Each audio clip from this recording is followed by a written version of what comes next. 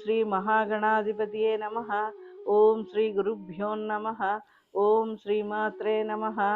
అపార కరుణా సింధుం జ్ఞానదం శాంతరూపిణిం శ్రీ చంద్రశేఖర గురు ప్రణమాముదాన్మహం. అందరికీ నమస్కారం. మరొక వీడియోతో మీ ముందుకు వచ్చినది మీ కౌసల్య.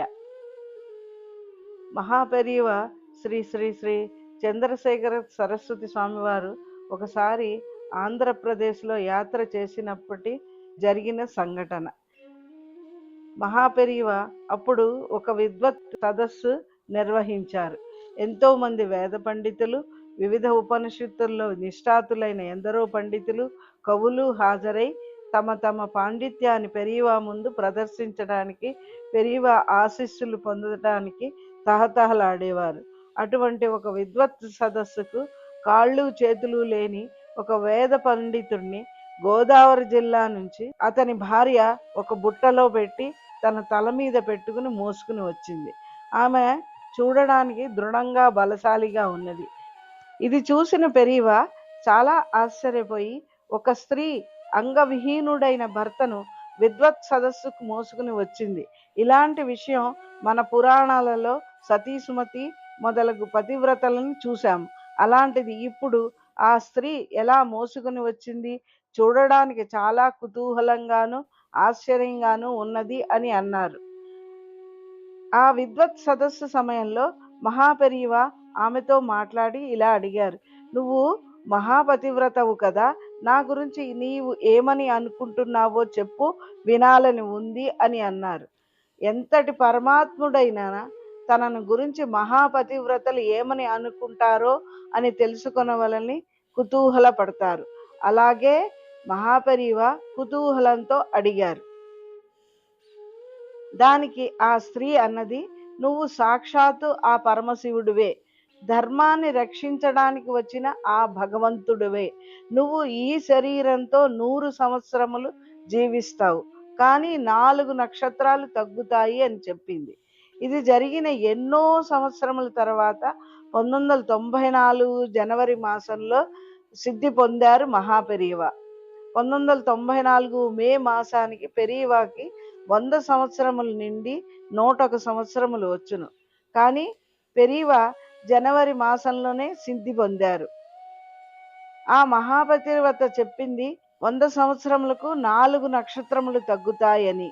పెరియవ అనురాధ నక్షత్రమున జన్మించారు. అనగా ఫిబ్రవరి, మార్చ్, ఏప్రిల్, మే 4 నెలల్లో 4 సార్లు అనురాధ నక్షత్రం వస్తుంది కదా. ఆమె చెప్పినది అక్షరాలా నిజమైనది. అంటే ఈ రోజుకి ఎంతో మంది మహాపతివ్రతలు ఉన్నారు కదా, వారు చెప్పిన వాక్యం అసత్యం కాదు కదా. ఇలాంటి సంఘటనలు ఎన్నో.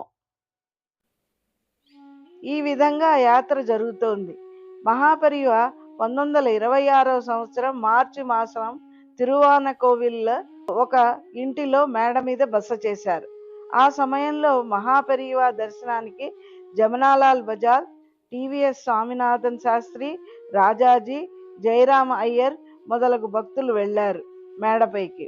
వీరందరూ వస్తున్నట్లు ముందుగానే పెరియవకి చెప్పారు. అందరూ మేడపైకి వెళ్లారు, కానీ రాజాజీ క్రిందనే ఉండిపోయారు. అందరినీ చూసిన పెరియవ, రాజాజీ వస్తున్నారు, వారు ఎక్కడా ఎందుకొని రాలేదు అని అడిగారు. వారు అడిగిన ప్రశ్నకు జయరాం అయ్యర్ అన్నారు, రాజాజీ వచ్చారు, కానీ మమ్మల్ని పైకి వెళ్ళమని ఆయన క్రిందనే ఉన్నారు అని చెప్పారు. వెంటనే మహాపెరియవ, నువ్వు కిందకు వెళ్ళి రాజాజీని తీసుకుని రా అని జయరామ అయ్యర్కి చెప్పారు. ఆయన వెళ్ళి రాజాజీని తీసుకుని వచ్చారు. రాజాజీని చూడగానే మహాపెరియవ అన్నారు, మీరు ఎందుకు పైకి రాలేదు, కిందనే ఆగిపోయారు ఎందుకని? దానికి రాజాజీ అన్నారు, ఈ రోజు పొద్దుట నేను స్నానం చేయడానికి వీలు పడలేదు, పని ఒత్తిడి వలన. ఆ రోజుల్లో భారత స్వాతంత్ర్య పోరాటం జరుగుతోంది. పైన చెప్పిన లీడర్స్ అందరూ ఆ పోరాటంలో పాల్గొంటున్నారు బ్రిటిష్ వారితో.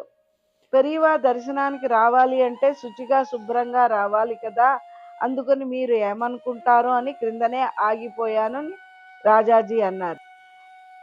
ఆ జవాబుకు పెరియవ అన్నారు, అంతేనా, నేను ఎందుకనో కారణం ఏమిటో అనుకున్నాను. మహాపెరియవ చిరునవ్వుతో అన్నారు, మీరు దేశ సేవలో ఉన్నారు, సంఘ సేవలో మీరు ఉన్నారు. తనని గూర్చి మర్చిపోయి కూడా మీరు దేశ సేవ చేస్తున్నారు. అందువలన ఎప్పుడైనా మీరు శుభ్రతకు లోపం వచ్చినా కూడా దర్శనం చేసుకునవచ్చును అని అనుగ్రహం ఇచ్చారు మహాపెరివ. ఇది ఇది విన్న రాజాజీ కరిగిపోయారు. పెరీవా ఎలా కరుణ చూపిస్తారో కదా అని. పైన సంఘటనతో మనకు అనిపించవచ్చు పెరీవా ధర్మానికి విరోధంగా అన్నారని అనిపిస్తుంది. కానీ మహాపెరివా ఏ పని చేసినా ఏం మాట్లాడినా అది ధర్మ విరోధంగా చెయ్యనివ్వరు. ఇక్కడ ఒక విషయం చెబుతాను. మన శాస్త్రాల్లో చెప్పబడింది యాగదీక్ష, వివాహ దీక్ష మొదలగు మంచి కార్యక్రమములు నిర్వహించేటప్పుడు ఆ కార్యక్రమం పూర్తి అయ్యే వరకు స్నానాదులు చెయ్యబడవు. ఆ యాగశాల నుంచి బయటికి రాకూడదు. అందువలన రాజాజీ దేశ స్వాతంత్ర్యం అనే యజ్ఞ దీక్ష చేస్తున్నారు. కాబట్టి ఆయనకు మహాపరివ అలాంటి ఆదేశం ఇచ్చారు. మహాపరివ ధర్మదీక్షకు ఇచ్చట ఇంకొక సంఘటన చెప్పుతాను. ఒకసారి మహాపరివ ఉత్తర భారతదేశంలో ఒక చోట బస చేసినారు. చాలా రోజులు అచ్చటనే ఉన్నారు. ఆ సమయంలో ఒక భక్తుడు ముంబై నుంచి పెరీవా దర్శనానికి అస్తమాను వచ్చేవాడు.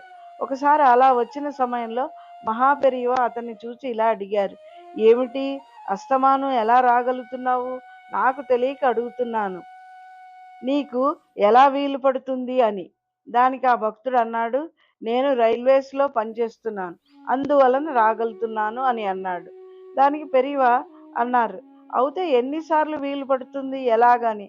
ఆ ప్రశ్నకు సంవత్సరానికి 3 రైల్వే పాసులు ఇస్తారు అని బదులు చెప్పాడు. వెంటనే పెరీవా ఏది పాస్ చూపించు అని అడిగారు. దానికి అతడు తన వద్దనున్న పాసు ఇచ్చాడు. పెరీవా టార్చ్ లైట్ వేసి ఆ పాసుని ముందు వెనకాల పరీక్షించారు 2-3 సార్లు. ఆ తర్వాత అన్నారు, ఈ పాసుతో ప్రయాణం చేసినట్లు ఎక్కడా సంతకం లేదు, ఎలా అని. దానికి అతడు అన్నాడు, నాకు టీటీఆర్కి ఒక అండర్స్టాండింగ్ ఉంది, మేము రైల్వేస్లో ఉద్యోగులం కదా అందువలన అని చెప్పాడు. అది విన్న మహాస్వామికి చాలా కోపం వచ్చి, రైల్వేస్ నీదా ఆ టీటీఆర్దా? ఇలా చేయడం ధర్మ విరుద్ధం. మనకి రూల్స్ పెట్టింది అవి పాటించడానికి, అంతేగాని మన ఇష్టం వచ్చినట్లు వాటిని అధిగమించరాదు. కాబట్టి నీకు ఎన్ని పాసులు ఉన్నాయో అన్నిసార్లు దర్శనానికి రా, ఒక్కసారి వచ్చినా కూడా పర్వాలేదు, అంతేగాని ఇలా వ్యతిరేకంగా చేయకూడదు అని హితవు పలికారు. ఇది మహాపెరివ అంటే.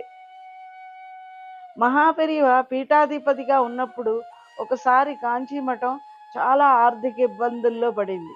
ఆ సమయంలో కాంచీలో ఒక వ్యక్తి వద్ద నుంచి కొంత సొమ్ము అప్పుగా తీసుకున్నారు, తిరిగి చెల్లించలేకపోయారు. ఆ వ్యక్తి పలుమార్లు మేనేజర్ వద్దకు వచ్చి తన బాకీ తీర్చమని అడిగేవాడు.